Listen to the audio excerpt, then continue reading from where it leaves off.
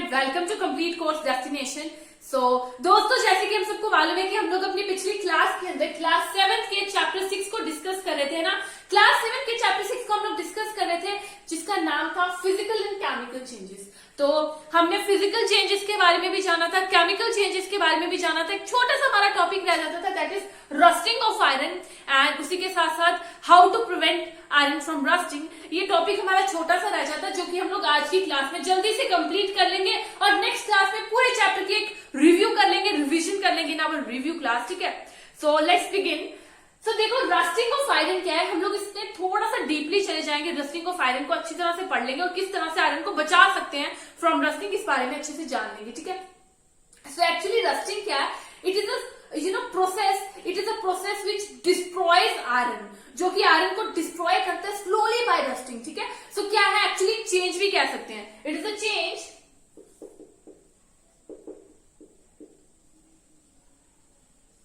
क्या है, एक चेंज है विच डिस्ट्रॉयज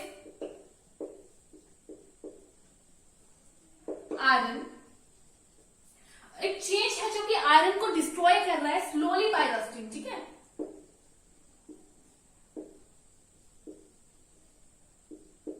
सो देखो, आयरन हमारा डिस्ट्रॉय हो रहा है एक रस्टिंग की वजह से धीरे धीरे।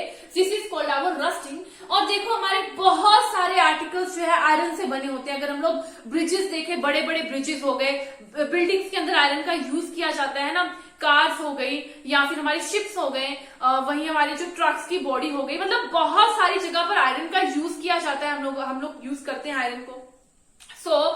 So the monetary loss due to the rusting is huge. बहुत ज्यादा लॉस होगा। रस्टिंग जो है हमारे आयरन को डिस्ट्रॉय कर रही है और बहुत सारे आयरन के आर्टिकल बने हुए हैं। ठीक है, सो अगर हम लोग ये रस्टिंग के प्रोसेस को एक इक्वेशन के जरिए रिप्रेजेंट करें तो किस तरह से इक्वेशन आएगी। देखो, हमारी सबसे पहले वी हैव आयरन है हमारे पास। ठीक है, आयरन जो है अगर हम लोग एयर के अंदर छोड़ देंगे, ठीक है, नॉर्मली हम लोग उसको एक्सप्लोजन, एयर के एक्सप्लोजन में छोड़ देंगे एटमॉस्फेयर में, तो ये क्या करेगा, ऑक्सीजन को ले लेगा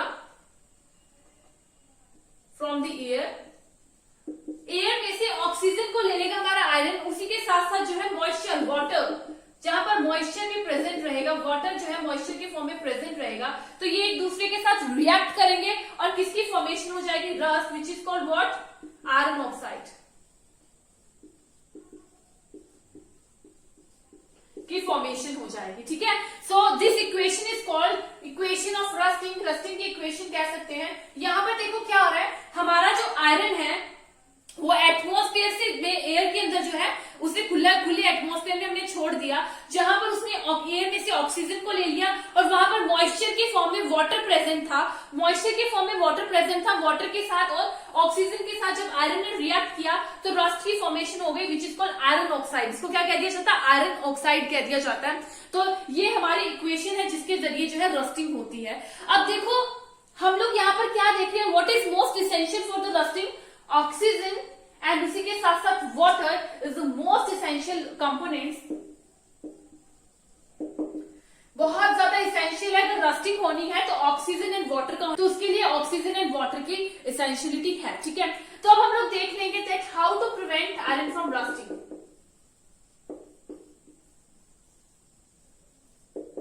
आयरन फ्रॉम रस्टिंग, किस तरह से हम लोग जो है आयरन को रस्टिंग से बचा सकते हैं। तो देखो, हमें अच्छे से मालूम है रस्टिंग के लिए क्या होना चाहिए, ऑक्सीजन एंड वाटर। तो हम क्या करेंगे, अपने आयरन को जो है बिल्कुल उनके कांटेक्ट में नहीं आने देंगे, which is prevent our iron from the contact of oxygen and water. तो किस तरह से करेंगे, हम लोग जो है आयरन के आर्टिकल्स के ऊपर एक कोटिंग कर देंगे, एक लेयर चढ़ा देंगे, किसकी, पेंट की या फिर ग्रीस की, ग्रीसिंग कर देंगे या फिर पेंट कर देंगे उनके ऊपर, और कॉन्टिन्यूसली पेंट करते रहेंगे।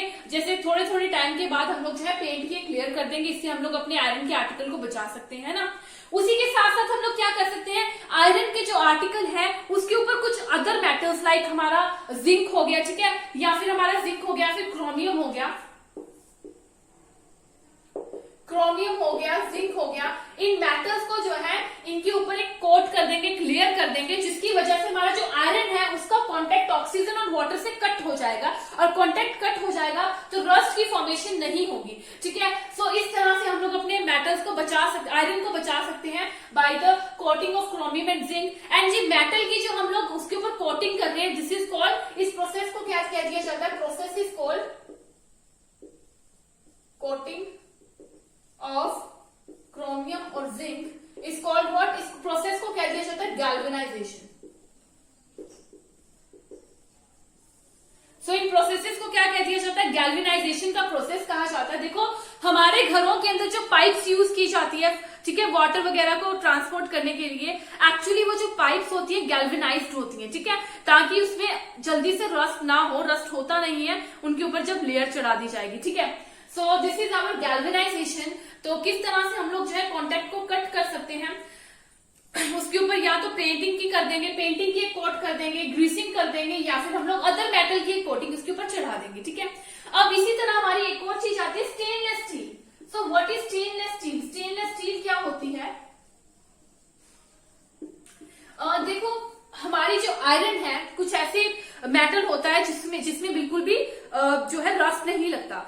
एक्चुअली क्या होता है, आयरन को जो है, आयरन को हम लोग जो है ऐड करेंगे कार्बन, एंड उसी के साथ साथ कुछ मेटल्स लाइक हमारे क्रोमियम हो गया, निकल हो गया, क्रोमियम, निकल और मैंगनीज, इन मेटल्स के साथ जब हम लोग ऐड करेंगे तो क्या बन जाएगा, हमारे पास स्टेनलेस स्टील आ जाएगी। और स्टेनलेस स्टील में कभी भी रस्ट नहीं होती, ठीक है, स्टेनलेस स्टील में कभी भी रस्टिंग नहीं होगी, ये इसका बेनिफिट हो जाता है, ठीक है। सो ये हमें पता चल गया किस तरह से हम लोग जो है आयरन को रस्टिंग से बचा सकते हैं।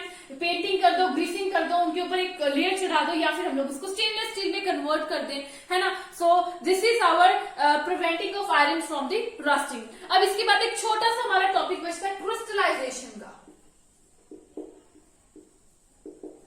सो व्हाट इज क्रिस्टलाइजेशन, देखो आई थिंक हम लोगों ने अपनी पिछली 6th क्लास के अंदर पढ़ा है कि हम लोग सी वाटर से सॉल्ट किस तरह ऑब्टेन करते हैं। सी वाटर जब इवेपोरेट हो जाता है तो हमें जो है सॉल्ट मिल जाता है, बट एक्चुअली ये जो सॉल्ट था वो प्योर फॉर्म में नहीं प्रेजेंट होता है ना, प्योर नहीं होता। दैट इज वाई हम लोग अगर बहुत बड़े बड़े क्रिस्टल्स या फिर हम लोग जो है क्रिस्टल्स ऑब्टेन करेंगे, प्योर सब्सटेंस ऑब्टेन करेंगे from their solution, so this is called actually crystallization. हम लोग कोई भी सब्सटेंस को ऑब्टेन कर रहे हैं, crystal or pure substance is obtained from their solution, so this is actually called our crystallization। इसी को क्या कह दिया जाता है, क्रिस्टलाइजेशन कह दिया जाता है, ठीक है। So this is our last topic of this chapter, जिसमें हम लोग आयरन की रस्टिंग के बारे में पढ़ा। तो रस्टिंग के लिए सबसे इंपॉर्टेंट चीज क्या है, ऑक्सीजन और वाटर का प्रेजेंट होना, मॉइस्चर के फॉर्म में या फिर वाटर का प्रेजेंट होना, उससे हमारी रस्टिंग की फॉर्मेशन होगी। और किस तरह से बचा सकते हैं, गैल्वेनाइजेशन से, कोट करके पेंट का या फिर ग्रीस का, ग्रीसिंग करके, ठीक है। स्टेनलेस स्टील जो है हमारी, इसको रस्ट नहीं लगता है। उसी के साथ साथ हम लोगों ने क्रिस्टलाइजेशन के बारे में पढ़ा इस क्लास के अंदर, ठीक है। सो हमारा पूरा चैप्टर यहाँ पर खत्म हो जाता है। अगली क्लास के अंदर हम लोग जो अपने नेक्स्ट चैप्टर को स्टार्ट करेंगे, क्लास 7 के चैप्टर 7 को शुरू करेंगे, पर उससे पहले इसका रिव्यू कर लेंगे इस पूरे चैप्टर का, ठीक है। तो आज की क्लास हम लोग यहीं पे खत्म करेंगे। Thank you friends.